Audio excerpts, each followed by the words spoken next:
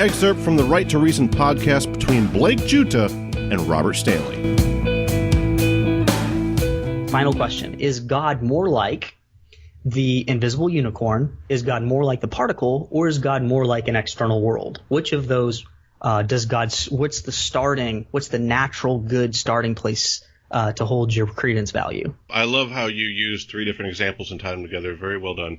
And the moment of enlightenment that I got of seeing where you're coming from is you're basing belief on the scale of agnosticism in the middle, atheism on one end, theism on the other end, or let's not even use atheism, theism. We'll just say belief and complete non-belief, not sure in the middle. And I would say that scale is complete nonsense. But that's what I'm saying. I'm not saying your theory is nonsense. Actually, I love how you constructed it. I'm very impressed. But I'm just saying that scale that you're using, that's just not how it works as I understand it. However, to kind of jump ahead and say, okay, here is yet another hurdle that you're forcing me to jump over against my will, but I really am enjoying this, so let's keep doing it, you know? Like, I feel like you handed me a pill and said, don't worry about what it is, you're going to like it. I'm like, I trust you, Blake, let me pop this pill. You know? I'm sure that's never happened to you. It's happened to me a couple times, and you wake up next to someone you wish you didn't. But anyway, so here's what happens. It was Bill Cosby. So if I'm going to say God, my belief in God, which one is it closest to of these 3? You said pink unicorn, didn't you? Yeah. You kind of added to it. The original idea is the invisible pink unicorn, but invisible and pink are a contradiction, so I just leave that out. Right now we're just dealing with the invisible unicorn. Well, how can you tell it's not pink? It's invisible, Blake. No, I'm just kidding. All right, invisible pink unicorn, just pink unicorn. Quark being the smallest particle, and the third one was hard solipsism, right? Yeah, the existence of an external world. And what was our, just to help me out, what was our level of percentage on each of the 3? I mean, for the likelihood of an invisible unicorn existing, for me at least, I mean, it might be different for you, but for me, I find myself assigning like a 0.000001 likelihood to such a thing existing. For the particle smaller than a quark, I'm at a 0.5. And for the external world, I'm at a 0.9999999. Very confident that it exists. And I say this, and I have no evidence for or against any of them. And the third one with solipsism isn't with the assumption of solipsism. It's actually just saying whether or not you think there are other minds in this current reality. Yeah. Do I think that there's an external world? Okay. And I think that the likelihood of an external world existing outside my mind, even though I have no evidence for or against, is 0.9999999, very high. And which one would God be closest to? Boy, I feel like you're asking me like if there's an electric train going through the tunnel, where does the smoke come out?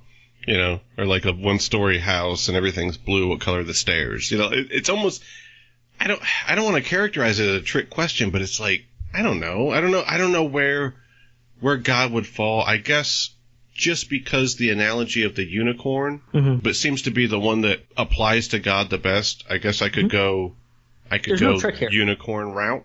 Sure. Yeah, I think, that wasn't necessarily me trying to learn about you. I already knew that was your position.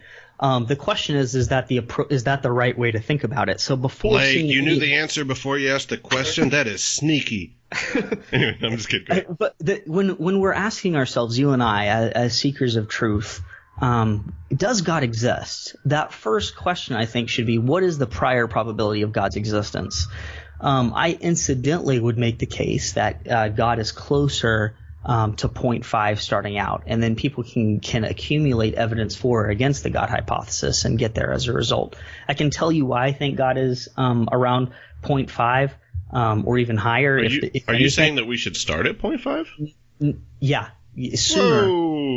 Real quick, but I'm not gonna get into that now, because that would, if you've seen my very first debate with Matt Dillahunty, I got into it, but it's that's at if you want to find it on YouTube, it's our Bible and Beer Consortium debate.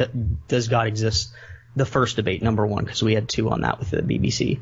And to back that up, that was an awesome debate. And what's really cool about it, guys, is right at the end, they both just sit down and chat. And then I want to say, either after that debate or after your next debate, you guys actually just sat down on a couch for a while and chatted about some crazy stuff like, how do we know there's anything outside the room, and how do we know if aliens exist? Like, it's really Anyway, anybody that isn't familiar with those, I totally agree with Blake. You got to check them out. They're fun to watch. Yeah, but it would take forever for us to get into how do we get the right prior probability for God. What we can talk about very briefly and get some ideas out on the table with the time that we have left, and I'm not in any rush, so you can hold me here as long as you want, is we can talk about the second part of the equation, is what's the evidence for and against God. Wait. You're saying we'll talk about the second part, but the first part would take too much time to get into.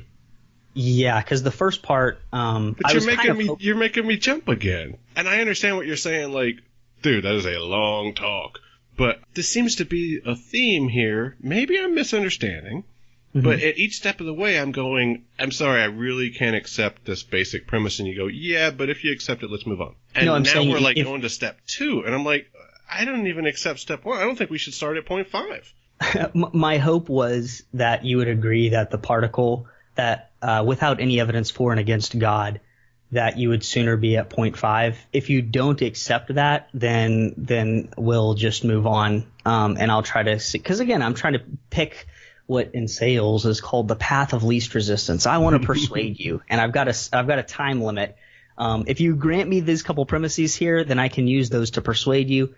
But you just told me you don't grant that particular premise, and now I have to make a decision. Okay, do I sit here spending the time trying to convince them of this premise, or do I just try to move on to something else that I can get? Okay, fair enough. Fair enough. Find this podcast episode and many more like it at therighttoreason.com.